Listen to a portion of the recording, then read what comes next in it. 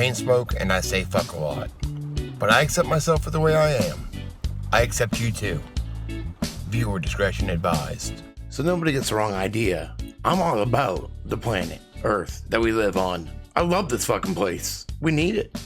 I would love it if society was more in accordance with nature, because I think we're way off track. Another thing is, a lot of so-called environmentalists aren't in it for the right reasons. And then they try to say shame on you like it's our fault. How dare you? But we're not the ones cutting down all the trees and not replacing them. We're not the ones drilling all the oil up.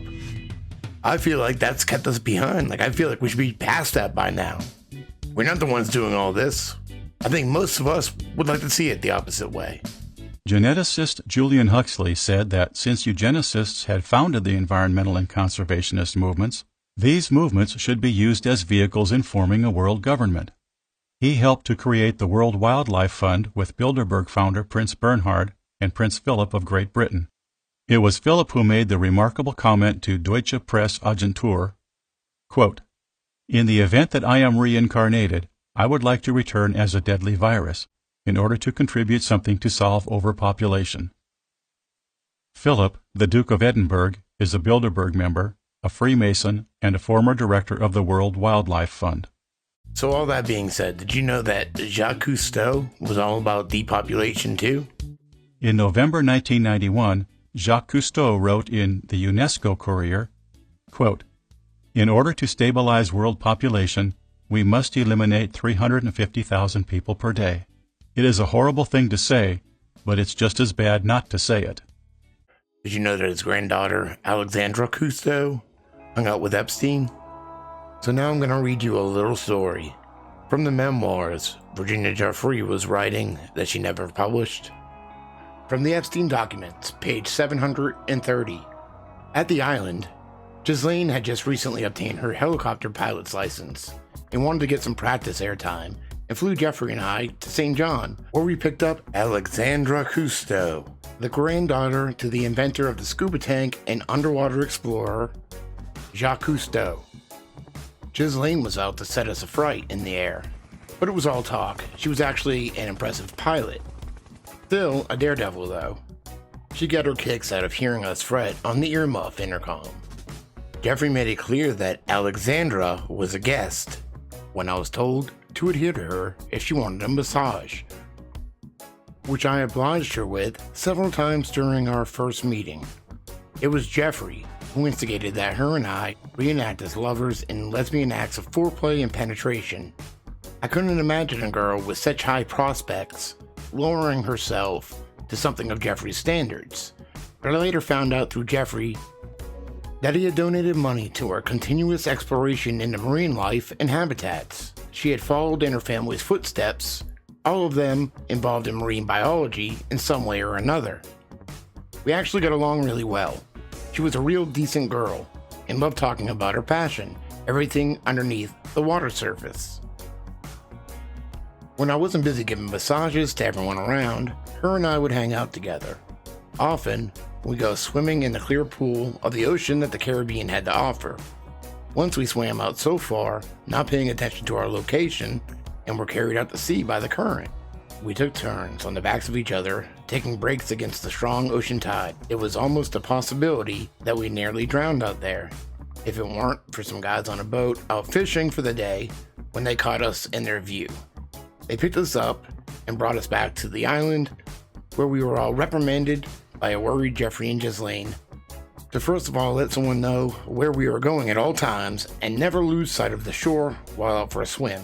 After that learning experience, I took their heed and proceeded with caution. I had a newfound respect for the ocean and its mysteries. Having such a lover of the water as a guest made Jeffrey want to explore parts of the Caribbean he had never seen before. The next morning, we were met by a scuba instructor in St. James and given a few lessons in how to use the gear and more tips like how to descend slowly to the ocean floor as not to cause blood clots, as well as visual hand signals to communicate underwater.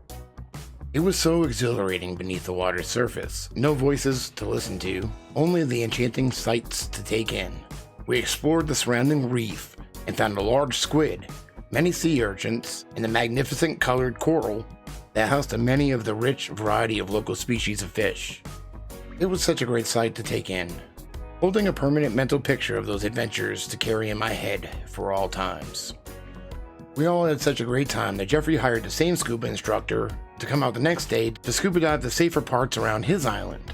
We got bored quickly, with not much to see but seaweed and fish here and there.